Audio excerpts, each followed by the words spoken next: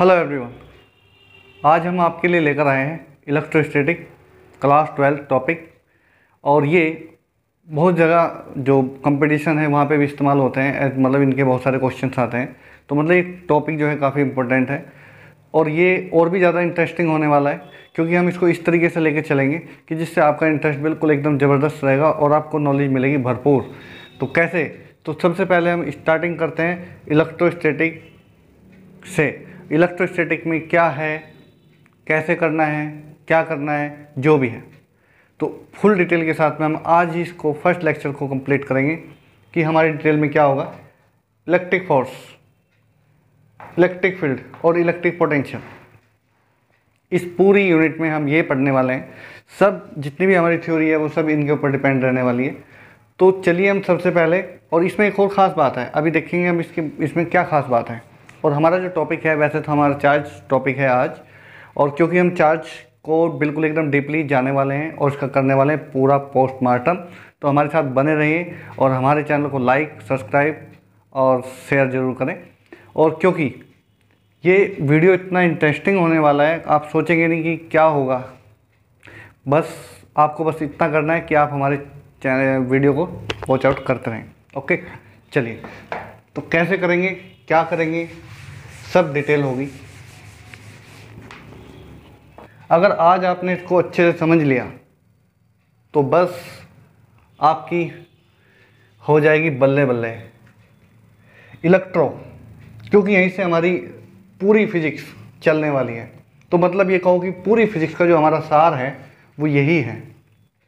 तो हमने फिजिक्स को इतने अच्छे तरीके से समझना है ताकि हमें दोबारा इसको रिपीट करने की ज़रूरत ना पड़े। इलेक्ट्रोस्टैटिक, इलेक्ट्रो का मतलब क्या होता है? इलेक्ट्रॉन, ठीक है, ओके। स्टैटिक मतलब रेस्ट। इस चैप्टर में हम जो पढ़ेंगे वो इलेक्ट्रॉन और रेस्ट, इलेक्ट्रॉन रेस्ट। इस पूरे चैप्टर में हम इलेक्ट्रॉन को रेस्ट पे रखकर, मतलब उसको कोई मोमेंट नहीं देंगे, और तब हम इसको देखेंगे, ठीक है। इलेक्ट्रॉन, अब हम देखेंगे इलेक्ट्रॉन क्या है, कहाँ से कैसे आया है और क्या है ये। और मैं इसके साथ में बहुत सारे एग्जांपल में बता देता हूँ कि जो हमारा इलेक्ट्रोस्टैटिक है, ठीक है। और एक बात और अच्छे से समझ लें कि जो इलेक्ट्रोस्टैटिक होता है ना, इस पूरे चैप्टर में हम, या पूरी फिजिक्स में, इलेक्ट्रॉन का मूवमेंट, इलेक्ट्रॉन का बिहेवियर, मतलब फुल अगर मैं बात करूँ तो पूरा इलेक्ट्रॉन का बिहेवियर हम चेक करते हैं इसमें कि इलेक्ट्रॉन अब क्या करेगा, कैसे करेगा, मतलब हर उसकी एकदम, ये कहें कि डिफरेंट पोजीशन को हम इसमें देखने वाले हैं। क्या देखने वाले हैं? Different position. किसकी? इलेक्ट्रॉन की। अगर इलेक्ट्रॉन यहाँ से निकाल दें तो पूरी फिजिक्स खत्म। पर हम इलेक्ट्रॉन को इसको देखेंगे, अब इसको रेस्ट पे देखेंगे, फिर इसको थोड़ा मूव कराएंगे, फिर इसको इलेक्ट्रिक फील्ड में डालेंगे, फिर इसको मैग्नेटिक फील्ड में डालेंगे, तो इसके बिहेवियर में क्या क्या चेंज आता है वो सब इसमें देखने वाले हैं, ठीक है। तो ये हमारा बस इतना ही था कि हम इसमें देखेंगे कि क्या पढ़ने वाले हैं हम। इलेक्ट्रो मतलब इलेक्ट्रॉन और स्टैटिक मतलब रेस्ट, इन सब के बारे में हम पढ़ने वाले हैं। ओके, मैं पूरी फिजिक्स के बारे में बता चुका कि फिजिक्स में हम पूरी फिजिक्स में क्या देखने वाले हैं। सारा जितनी भी फिजिक्स है वो इलेक्ट्रॉन के ऊपर डिपेंड है। जितनी इलेक्ट्रिसिटी की बात कर रहे होते हैं हम, तो वहाँ पे हम इलेक्ट्रॉन के बिहेवियर को ही चेक कर रहे होते हैं, यानी कि उसी का ही पोस्टमार्टम कर रहे होते हैं। चलिए, आपने बहुत सारे छोटे छोटे एग्जाम्पल आपने देखे होंगे, तो मैं एक छोटा सा एग्जाम्पल आपके लिए लेकर आया हूँ। ये मैंने बहुत सारे छोटे छोटे, आप देख रहे हैं कि बहुत सारे मैंने छोटे छोटे पीसेस पेपर के कर लिए। अब मैं एक पेन लूँगा, ये लिया मैंने एक पेन, ठीक है। ये पेन आपको दिख रहा है, सिंपल प्लास्टिक का एक पेन है, ठीक है, जिससे आप लिखते हैं। अभी हम क्या करेंगे, इसको मैं करूँगा रब। ये मैंने ऐसे इसको करना शुरू किया, रब। तो आप ये देखेंगे, मैजिक तो नहीं मैं कहूँगा इसको, क्योंकि ये आप इसको कई बार कर चुके हैं और देखने में मैजिक से कम भी नहीं है, तो इसको मैजिक भी बोल सकते हैं। कि ये जो पेपर होते हैं ना, पेपर काफ़ी थोड़ा हेल्दी हो गया है ना, तो पिक नहीं कर पा रहा है। तो क्या करेंगे कि इसको और छोटे टुकड़े बनाते हैं ताकि पिक कर जाएं, ठीक है। और हम क्या करेंगे इस पर, तो इसको ऐसे रब करेंगे और यहाँ पे हम देखेंगे, ये देखो, दिखा ना, ये पेपर ऐसे उड़ जाएंगे। ये थोड़ा हैवी था इसलिए इतना, क्योंकि इसमें चार्ज इतना ज़्यादा नहीं हो पाता। आई होप ये आप समझ पाए होंगे कि मैं क्या बोलना चाह रहा हूँ। ठीक है, तो आप इसको रब करेंगे और यहाँ पे हम देखेंगे कि ये जो पीसीस हैं, पेपर पीसीस, इनको हम इस पेन की हेल्प से इसको पिक कर पा रहे हैं। तो ये आपने समझ लिया होगा। चलिए, तो ऐसे बहुत सारे एग्जांपल्स हैं। जैसे आप कॉम करते हैं तो आपके हेयर्स स्टैंड कर जाते हैं, आप देखते होंगे कि ऐसे स्टैंड कर जाते हैं, तो वो कैसे होता है। आप जो फोटोकॉपी मशीन देखते हैं तो वो फोटोकॉपी करती है, तो किस तरीके से फोटोकॉपी करती है। तो बहुत सारे, जैसे लाइटनिंग होती है, आपने लाइटनिंग भी मतलब छोटी क्लास में भी पढ़ा था, बिल्कुल वही है। तो क्योंकि हम जीरो से शुरू कर रहे हैं, उसका पूरा पोस्टमार्टम करना है, इसलिए हम इसको बता रहे हैं। ओके, ये बात समझ गए होंगे, बिल्कुल। तो उसमें क्या होता है कि जैसे हम देखते हैं कि ये लाइटनिंग होती है, तो ये कैसे होती है, ठीक है। ये मैं शॉर्ट में अगर मैं बात करूं तो वो सिर्फ किसके कारण से होती है, जब ये जो चार्ज हमारा क्रिएट होता है और यहाँ पे इलेक्ट्रोस्टैटिक फील्ड क्रिएट होता है, तब वहाँ पे लाइटनिंग या फिर ये जो आप देख रहे हैं ये सब कुछ होता है। मतलब वहाँ पे एक चार्ज क्रिएट होता है। ठीक है, ये जो मैं रब कर रहा था, इसमें क्या हुआ, यहाँ पे एक चार्ज क्रिएट हुआ। ओके, ये जो चार्ज है ये क्रिएट हुआ है। बेसिकली चार्ज है क्या, आपके मन में एक क्वेश्चन आया होगा, ये चार्ज हम सुनते आ रहे हैं भी, चार्ज है क्या ये। तो आपके मन में एक क्वेश्चन तो जरूर आया होगा कि ये चार्ज क्या है। तो चार्ज के बारे में हम देख रहे हैं, चार्ज क्या है। तो आप इतना सा समझ लें कि चार्ज एक basic property of the matter. ये क्या है, बेसिक प्रॉपर्टी है किसी भी मैटर की। ठीक है, ठीक है। उसके बाद इसकी काइंड ऑफ चार्ज की बात करूं तो मैं, चार्ज के जो दो काइंड होते हैं हमारे, एक पॉजिटिव और एक नेगेटिव। अब आपके मन में फिर से एक क्वेश्चन आया होगा कि हमारे पास में दो चार्ज आए, ये कहाँ से आए हैं, क्यों आए हैं। अभी हमारे पास, अभी मैटर की बात करते हैं कि मैटर के पास चार्ज होता है, पर उसके पास दोनों चार्ज एकदम कैसे हो सकते हैं। यहाँ से हम थोड़ा सा केमिस्ट्री की ओर मूव करते हैं और वहाँ से हम इसको जानने की कोशिश करते हैं कि वाकई में ये जो चार्ज है निगेटिव और पॉजिटिव, ये कहाँ से और कैसे डेवलप होता है किसी भी बॉडी के अंदर। ओके, चलिए। तो यहाँ पे क्या होता है कि आप सभी को पता है कि मान लो ये हमारा एक एटम है और एटम के पास में इलेक्ट्रॉन भी हैं और प्रोटॉन भी हैं। ठीक है, हमारे पास एक एटम है और हर बॉडी के पास बहुत सारे एटम हैं। तो एक बॉडी, अब ये क्या होता है कि एटम दूसरे जो बॉडी होती है उसके पास जो एटम होता है वो भी डिफरेंट वैल्यू का होता है, सेम वैल्यू का नहीं होता। ठीक है, सेम वैल्यू में कभी भी ऐसा कुछ होने वाला नहीं है कि चार्ज बन जाएगा सेम चीज़ में। मतलब आप प्लास्टिक से प्लास्टिक को पिक कराएंगे या प्लास्टिक से प्लास्टिक में कुछ करेंगे तो कुछ नहीं होगा, राइट।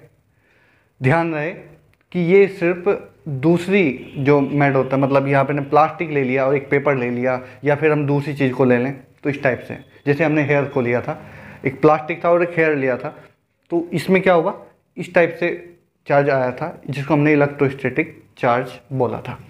ठीक है, तो मतलब यहाँ पे हमारे पास में दो, मैं एटम बना देता हूँ और ये इसका न्यूक्लियस है और ये इसका न्यूक्लियस है, और इसको मैं फर्स्ट मानता हूँ, इसको मैं सेकंड मानता हूँ। अभी आप यहाँ पे इलेक्ट्रॉन्स, मैं मान लिए कि बहुत सारे इलेक्ट्रॉन्स हैं, इस पे भी इलेक्ट्रॉन है। आपको पता होगा कि जो हमारे एटम होते हैं वो न्यूट्रल होते हैं, उनके पास में कोई चार्ज नहीं होता। पर जनरली ऐसा नहीं होता क्योंकि उनके पास में जो चार्ज होते हैं वो इतने निगेटिव और इतने पॉजिटिव होते हैं। तो उसकी वजह से क्या होता है, दोनों चार्ज एक दूसरे को कैंसिल आउट करते हैं। तो बिहेव इनका कैसा होता है, इनका बिहेव एज ए न्यूट्रल होता है। अब इसमें हम क्या करेंगे कि जब ये दो बॉडी आपस में क्या आएंगी, कॉन्टैक्ट में आएंगी, जब दोनों बॉडी हमारी कॉन्टैक्ट में आएंगी तब उस टाइम क्या होगा, तो क्या होगा कि या तो ये बॉडी इसको इलेक्ट्रॉन देगी या बॉडी इससे इलेक्ट्रॉन लेगी। तो मैं एक को सपोज कर लेता हूँ कि मान लो कि हमारी फर्स्ट बॉडी में से जो इलेक्ट्रॉन्स हैं, मैं ऐसे जनरली एग्जांपल मान लेता हूँ, जो प्रोटॉन है वो हमारे 10 थे और इलेक्ट्रॉन जो हमारे थे वो भी 10 थे। इस पे जो प्रोटॉन थे हमारे वो 8 थे और इस पे जो इलेक्ट्रॉन थे वो हमारे 8 थे। अब बॉडी कैसी होगी, न्यूट्रल। ये बॉडी भी हमारी कैसी होगी, न्यूट्रल। मैं बॉडी मान लिया, इसको एटम तो है ही क्योंकि बॉडी में बहुत सारे एटम है, तो अगर हम उनको कैलकुलेट करें, मतलब like you can understand. Okay, अभी क्या कि मैंने यहाँ से इलेक्ट्रॉन को मूव करा दिया, इलेक्ट्रॉन को मूव कराया, कितने इलेक्ट्रॉन मैं निकाल दूँ यहाँ से, मैं मान लिया कि इलेक्ट्रॉन मेरे 2 यहाँ से इस बॉडी फर्स्ट बॉडी से निकल कर सेकेंड बॉडी में एंटर कर गए। यहाँ पे कितने एंटर कर गए, 8 तो इस पर ऑलरेडी थे और यहाँ पे 2 इलेक्ट्रॉन्स और आ गए। अभी मैं ये नहीं लिख रहा हूँ, 2 इलेक्ट्रॉन और आ गए। अब क्या होगा, यहाँ से 2 इलेक्ट्रॉन चले गए, गुड, और वहाँ उसके पास एंटर हो गए, तो यहाँ से गए तो वो भी तो शो कराना है। ओके, तो मतलब इसके पास कितने इलेक्ट्रॉन बचे, 8, और उसके पास कितने इलेक्ट्रॉन हो गए, 10। बस अब आप यहाँ देख रहे हैं कि 2 क्वांटिटी हमारी क्या हो गई है, इनबैलेंस हो गई है। पहले ये बैलेंस थे, 10 10 थे, अब ये क्या है, इनबैलेंस। तो इनबैलेंस में किसकी वैल्यू ज़्यादा है, प्रोटॉन की और इलेक्ट्रॉन की। आपको पता है ना, प्रोटॉन पे क्या होता है, पॉजिटिव होता है, इलेक्ट्रॉन पे क्या होता है, नेगेटिव होता है।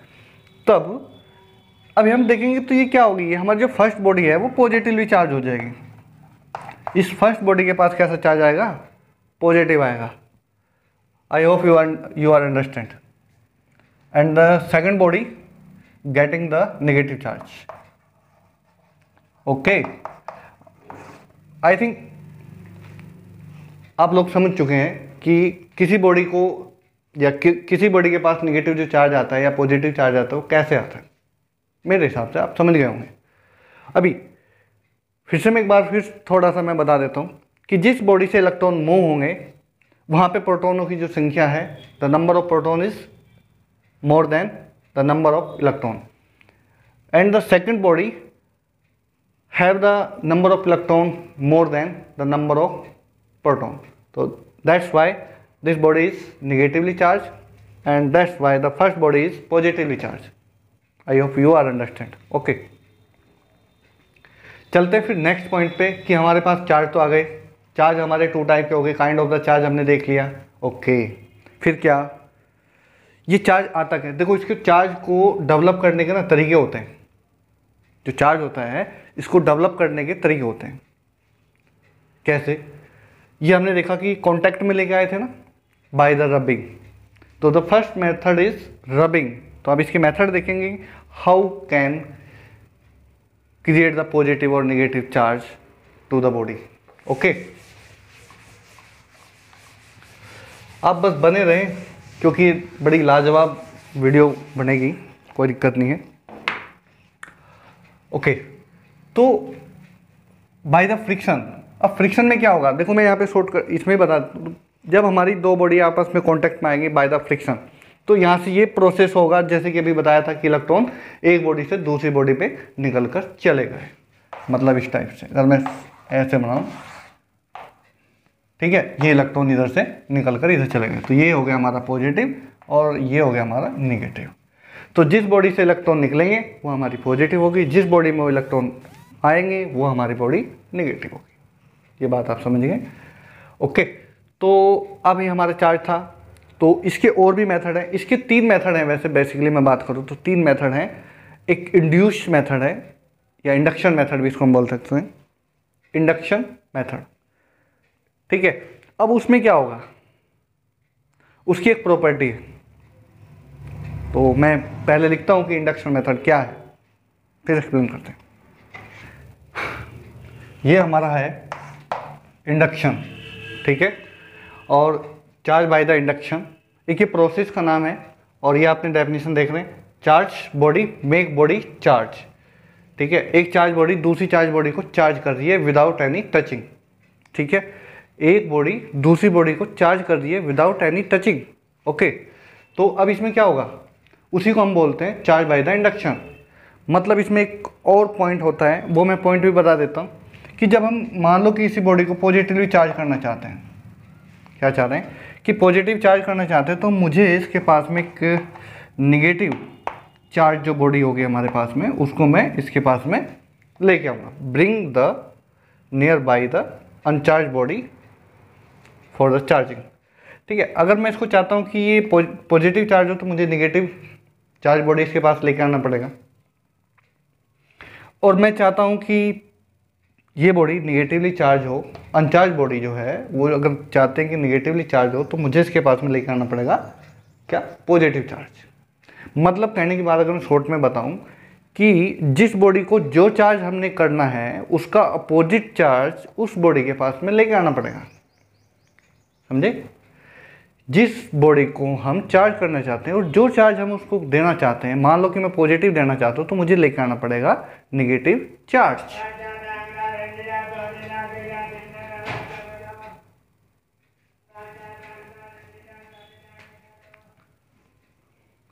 उसको नेगेटिव चार्ज लेके आना पड़ेगा, ठीक है? वो बॉडी कैसी हो जाएगी? Negatively charge. और इसके बाद में क्या है कि ये हमारी कुछ क्वांटिटी हैं जो मतलब कुछ मटेरियल हैं जो नेगेटिवली चार्ज हैं और जो पॉजिटिवली चार्ज होते हैं।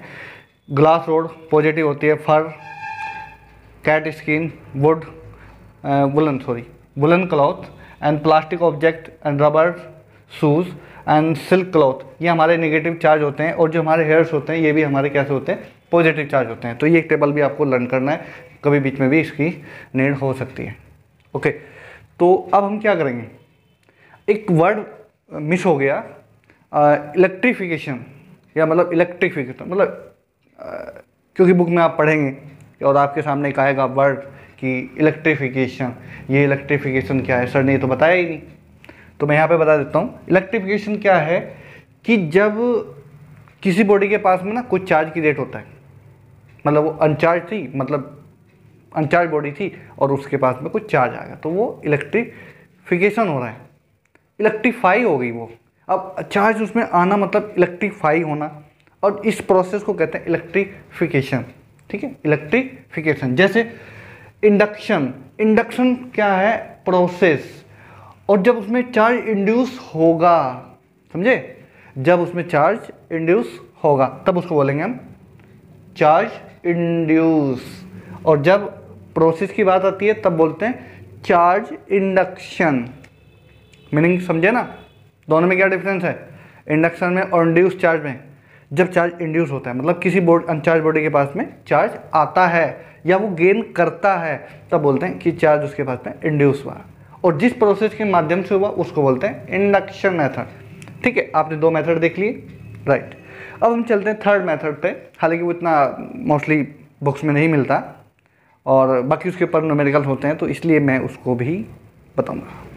तो इसी से मिलता जुलता है जो हमने चार्ज इंडक्शन है, इसी से मिलता जुलता है, बस थोड़ा सा डिफरेंस है। तो ज़रा उस डिफरेंस को हम चेक करते हैं कि उसमें क्या डिफरेंस है। मन में थोड़ी सी क्यूरियोसिटी तो आई होगी कि यार वो थर्ड मेथड क्या है ना? वो किसी बुक में मिल भी जाएगा, ऐसा नहीं है कि बुक में नहीं मिलेगा, ठीक है। तो अब हम देखें ना कंडक्शन, कंडक्शन मेथड। ओके, तो कंडक्शन मेथड में क्या है? अब इससे पहले हमने जो दूसरी बॉडी देखी थी, इंडक्शन मेथड देखा था, उसमें हमने विदाउट एनी टचिंग, बस इसमें जो डिफरेंस है ये दो बॉडी को, एक बॉडी को दूसरी बॉडी की मतलब चार्ज बॉडी को अनचार्ज बॉडी के पास में लेके आते हैं। ध्यान रखना, ऐसे ये चार्ज थोड़ा बड़ा है ना। सर बोलेंगे कि सर क्या बना रहे हो आप, छोटा छोटा है, बड़ा बनाओ, बड़ा।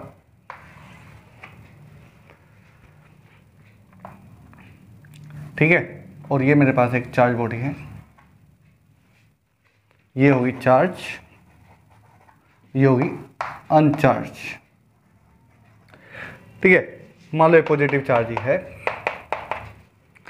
एक चार्ज बॉडी जब अनचार्ज बॉडी के पास में जाती है तो कुछ चेंज आता है। क्या चेंज आता है कि ये बॉडी इसके पास में क्या होगा, इस चार्ज को जब इस चार्ज अनचार्ज बॉडी के पास में लाएंगे तो चार्ज क्या होता है, जब कांटेक्ट में आते हैं तो चार्ज क्या होगा, रिड्यूस होगा और इक्वली चार्ज डिस्ट्रीब्यूटेड होगा। तो मतलब क्या कि अगर मैं मान लो कि 10 गुलाम का इस पर चार्ज है, तो चार्ज की जो यूनिट होती है हमारी गुलाम होती है, ज़रा उसको भी नोट करेंगे।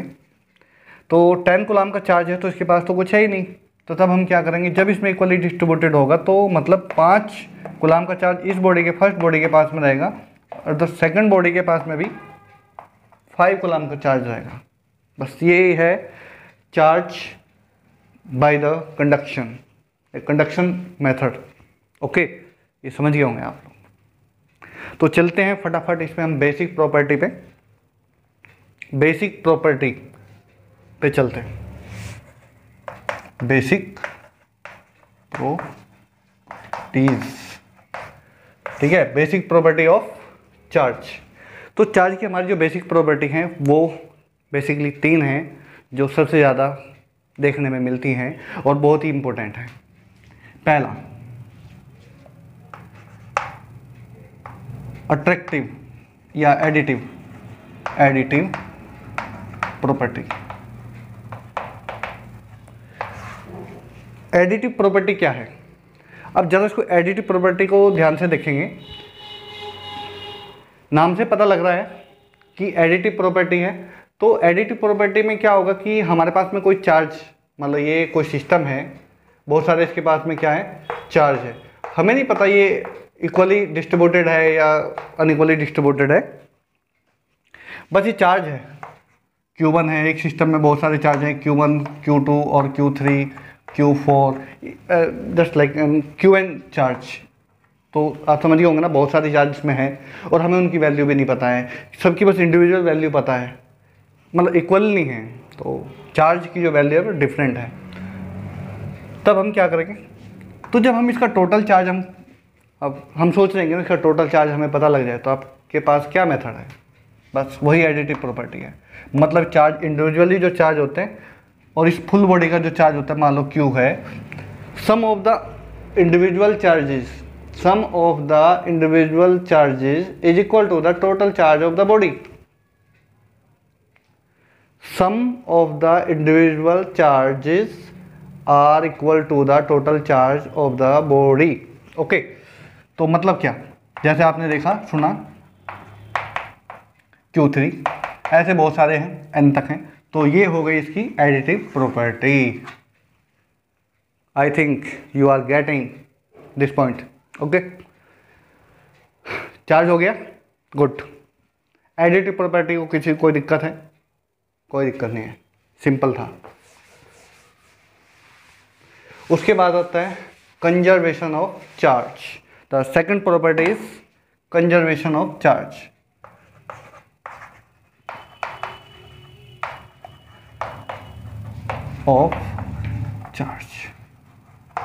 तो कंजर्वेशन ऑफ चार्ज में क्या है कि जैसे charge can not be destroy and can not be created, ठीक है। यहाँ पे हमने देखा था, इससे पहले एग्जांपल जो हमने लिया था कि चार्ज इधर से मतलब इलेक्ट्रॉन निकल के दूसरी बॉडी में ट्रांसफ़र हुए थे। तो चार्ज क्या होगा, ट्रांसफ़र होगा, बट चार्ज क्या होगा, हमारा ट्रांसफ़र होगा। और ये रहेगी हमारी कंजर्वेटिव प्रॉपर्टी, मतलब चार्ज को कभी भी हम डिस्ट्रॉय नहीं कर सकते हैं और क्रिएट भी नहीं कर सकते हैं, क्योंकि वो चार्ज एक दूसरे से दूसरे पे चला गया। एक छोटा सा एग्जाम्पल मैं बोल देता हूँ कि एक बाल्टी पानी के अगर मैं भर लूँ और मैं उसे किसी को दूँ, मतलब कुछ उसमें से मग निकालूँ पानी का, और वो पानी मेरा वेस्ट तो गया नहीं। अभी मैं सोचूं कि वो दूसरी बाल्टी में डालना शुरू किया, मैंने 5 मग डाल दिए, तो वो एक बाल्टी से दूसरी बाल्टी में ट्रांसफ़र तो हुआ बकेट में, पर वो डिस्ट्रॉय तो नहीं हुआ। बाल्टी तो अगर मैं उनको कलेक्ट करूँ, उनको इकट्ठा करूँ, तो मुझे वो पूरी बाल्टी मिलने वाली है। तो वैसे ही है, चार्ज अगर यहाँ से इधर ट्रांसफ़र हुआ एक बॉडी से दूसरे बॉडी में, ये चार्ज कहीं गया तो नहीं ना, चार्ज तो यहीं पे ही है ना, इस बॉडी के पास चला गया, पहले इस पे था, अब इसके पास है। तो जैसे एनर्जी के लिए आपने सुना होगा, तो बिल्कुल वैसे ही ये प्रॉपर्टी भी होती है। मुझे लगा कि इसमें भी ये 9th-10th का क्वेश्चन है, तो शायद इस पर भी कोई ज़्यादा मतलब कन्फ्यूजन नहीं होगा किसी को। अगर किसी को कोई कन्फ्यूजन रहता है फिर भी, तो आप कमेंट कर सकते हैं। ओके, और अगर आपको वीडियो पक्का अगर अच्छी लगी हो तो बिल्कुल लाइक करें और सब्सक्राइब करें, दोस्तों को शेयर करें। ओके, आपको कंप्लीट इसमें मैं बताया नहीं आपको कि क्या क्या देने वाला हूँ, ठीक है।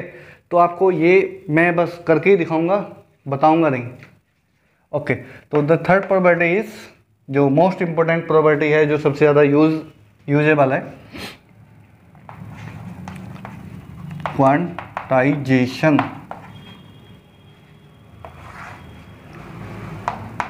ये प्रॉपर्टी है क्वांटाइजेशन। देखो इसमें क्या होता है, क्वांटाइजेशन में क्या होगा, तो क्वांटाइजेशन क्या है, जैसे हमने टोटल चार्ज निकाला तो वैसे बिल्कुल यहाँ पे है। बस अब थोड़ा सा ध्यान देंगे, बस ये आपका काम हो गया। मान लो आपके पास में एक बॉडी है, have the equal charge of the particle. ये तो आपको पता ही है कि बहुत सारे, कोई भी बॉडी बहुत सारे एटम से मिलकर बनी हुई है, और जब वो एटम से मिलकर बनी हुई है तो उसके पास में बहुत सारे इलेक्ट्रॉन और प्रोटॉन तो होंगे ही। तो मैं ऐसा मान लेता हूँ कि इसमें बहुत सारे इलेक्ट्रॉन्स हैं, ठीक है।